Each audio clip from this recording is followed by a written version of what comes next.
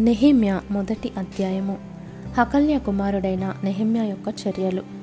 20వ సంవత్సరములో కిస్లేవు మాసమున నేను షూషను కోటలో ఉండగా నా సహోదరులలో హనానీయను ఒకడును యూదులలో కొందరును వచ్చిరి.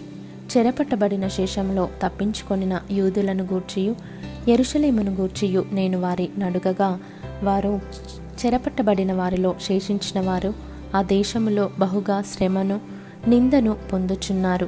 మరియు యెరూషలేము యొక్క ప్రాకారము పడద్రోయబడినది, దాని గుమ్మములను అగ్నిచేత కాల్చబడినవని నాతో చెప్పిరి.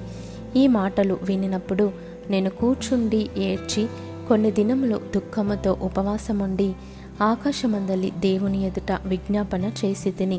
ఎట్లనగా, ఆకాశమందున దేవా యెహోవా, భయంకరుడవైన గొప్ప దేవా, నిన్ను ప్రేమించి నీ ఆజ్ఞలను అనుసరించి నడుచువారిని కటాక్షించి వారితో నిబంధనను స్థిరపరచువాడా, నీ చెవియొగ్గి నీ నేత్రములు తెరచి నీ సన్నిధిని దివారాత్రము నీ దాసులైన ఇశ్రాయేలీల పక్షముగా నేను చేయు ప్రార్థన అంగీకరించుము.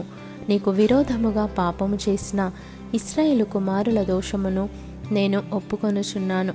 నేనును నా తండ్రి ఇంటి వారును పాపము చేసియున్నాము. నీ ఎదుట బహు అసహ్యముగా ప్రవర్తించితిమి. నీ సేవకుడైన మోషే చేత నీవు నిర్ణయించిన ఆజ్ఞలనైనను కట్టడలనైనను విధులనైనను మేము గైకొనకపోతిమి. నీ సేవకుడైన మోషేతో నీవు సెలవిచ్చిన మాటను జ్ఞాపకము తెచ్చుకొనుము. అదేదనగా, మీరు అపరాధము చేసిన ఎడల జనులలోనికి మిమ్మును చెదరగొట్టుదును. అయితే మీరు నా వైపు తిరిగి నా ఆజ్ఞలను అనుసరించి నడచిన ఎడల బూదిగంతముల వరకు మీరు తోలివేయబడినను అక్కడ నుండి సహా మిమ్మును గూర్చి నా నామము ఉంచుటకు నేను ఏర్పరచుకొనిన స్థలమునకు మిమ్మును రప్పించెదనని నీవు సెలవిచ్చితివి గదా.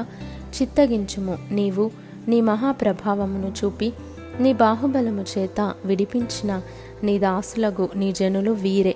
యెహోవా చెవియొగ్గి నీ దాసుడనైన నా మొరను నీ నామమును భయభక్తులతో ఘనపరచుటయందు ఆనందించు నీ దాసుల మొరను ఆలకించి ఈ దినమందు నీ దాసుని ఆలోచన సఫలపరచి ఈ మనుష్యుడు నాయందు దయచూపునట్లు అనుగ్రహించుమని నిన్ను బతిమాలుకొనుచున్నాను అని ప్రార్థించి తిని.